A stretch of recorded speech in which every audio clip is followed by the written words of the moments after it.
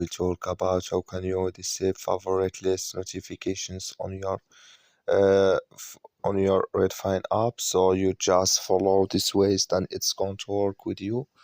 All you have to do inverse, you just go down, you click here on my Redfin here, just click on it. When you just click on it here, so then it's going to take you to your profile. It's going to show for you like this here. Then you go down, you just click here on settings here, just click on it. So then it's going to take you to this list. It's going to show for you like this here.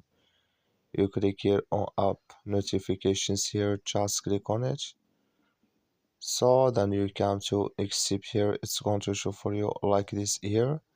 You come to favorite list, click in this sign or this color. Like you see color, it's gone, that's my favorites list.